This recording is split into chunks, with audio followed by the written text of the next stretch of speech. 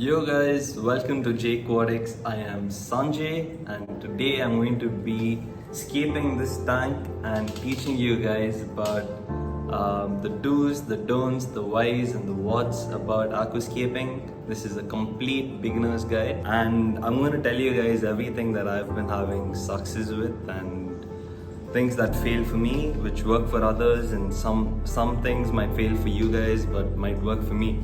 So it's all about experience, and this whole hobby is just about patience and yeah, you just gotta try things out, experiment, and yeah. This tank right here is a 60p, which means it's 60 centimeters long, 30 centimeters wide and 36 centimeters tall. Learn from your mistakes and you gotta figure out why a tank went wrong, and you can set up a tank which goes really well. You can set up another tank the exact same way and that tank might be a complete disaster, which is very normal in this tank. But whenever something goes wrong, you have to find out why it went wrong and how you can fix it.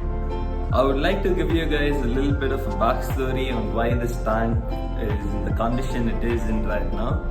It's because I had a pair of electric blue rams in there and they were breeding for me. So the temperature was around 30 degrees Celsius and I was out of town for a week. The power went off and it came back on, and the filters did not prime themselves like they're supposed to. So there was zero flow in the tank and a very high temperature, which caused a massive outbreak of blackbeard algae and hair algae. So I'm going to take this tank down. I have different plans for it and I'm going to show you guys exactly how I escape my tanks and how I have been escaping my tanks. So this is the condition of the tank, and these are the hang on the back filters. One is running right now and the other one is off. So you can see the amount of algae in the tank. So we are going to have to take it all out, clean it, and let's start escaping.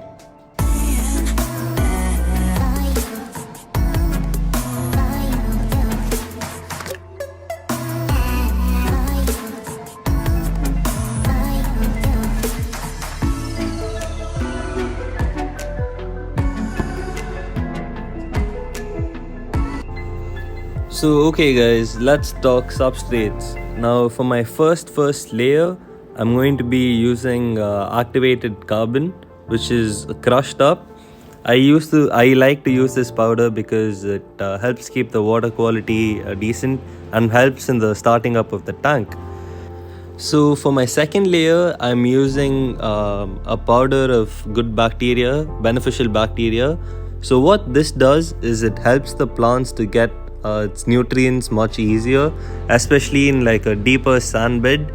It improves the circulation of water and oxygen as well, which prevents anaerobic bacteria. So the next thing going into the tank is just media bags of gravel. This is mainly used to increase height at the back to give more of a depth effect, but these rocks can also colonize bacteria, which is really good. So the powder will eventually go and colonize in these bags and offer a good circulation at the root system of the plants. It will prevent the roots from going black. Next up, we have our media bags with soil in them. It's just a mix of vermicompost, a little bit of red soil and some pebbles inside, just to avoid them compacting and having anaerobic bacteria in them. So we're just going to lay them out. I'm doing it for the whole area of the tank, just so I don't miss anything and all the plants get enough nutrients. Then on top of that, I'm going to be adding in some root tabs which I've crushed. So these are root tabs which I put it in a mortar and a pestle and crushed up. So it's in a powder form which I can spread out evenly and make sure it gets everywhere and the plants can reach. So there's a little bit of soil sticking on the back of the glass, so I'm going to just spray it down to get it all off the glass because I don't want any of this into the water column. So just to make sure that they're all capped properly, I'm going to just spray it down. So next up, I'm going to be adding in some coarse gravel. So this is just normal gravel, and what this does, why I'm using this, is mainly to increase the height at the back. And second of all, if you use a very fine sand, it's all going to compact and cause anaerobic bacteria at the bottom. So we want good circulation at the bottom of the tank as well. For the next layer, I'm going to be going in with my decorative sand, which is a very fine sand, which looks nice, which also caps down all the nutrients and doesn't let any of it escape. And I'm making sure that it's not too deep, that there's no flow in the tank, but I'm also making sure it's deep enough to cap everything off. A good inch or an inch and a half above your vermicompost mixture should be really good. So once your decorative sand is inside, you want to grab a pair of tweezers and just put it inside and check how deep it is. So your foreground, it doesn't have to be that deep, but for your bigger plants like your Vallisneria, your Rotala, basically your stem plants need a deeper substrate, guys. So at the back, you want it pretty deep, at least that much of depth for your plants to sit in nicely. And for your foreground, it should be about that deep, guys. The hardscape is my favorite part of setting up a tank. I don't think too much about the hardscape, but I also take my time to do it. For this tank, it took me about 9 hours just for the hardscape. There are tanks which have taken me 2 to 3 days also.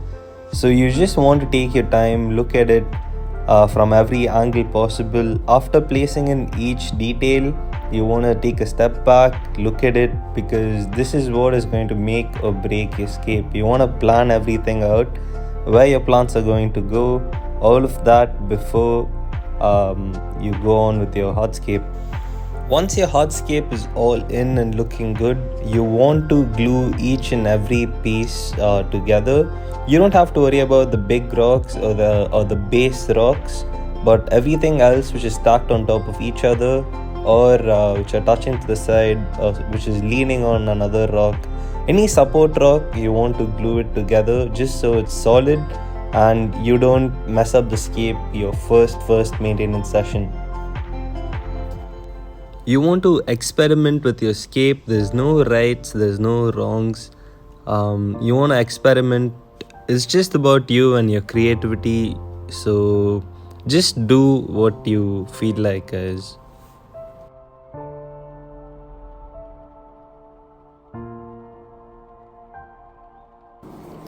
Before planting, I'm just going to spray down the whole tank and just begin planting.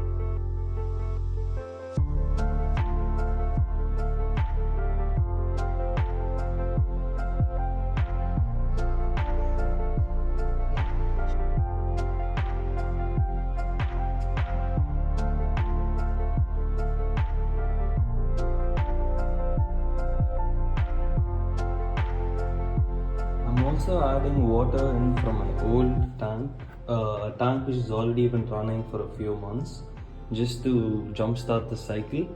The media in that filter, the filter has been running on another tank for about 3 weeks now. So even the filter should have been cycled.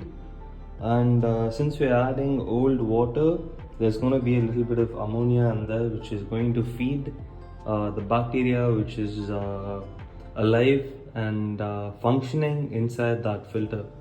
So yeah guys, tank is looking really good, and I'm very happy with how it has turned out. We just have to wait and watch it grow.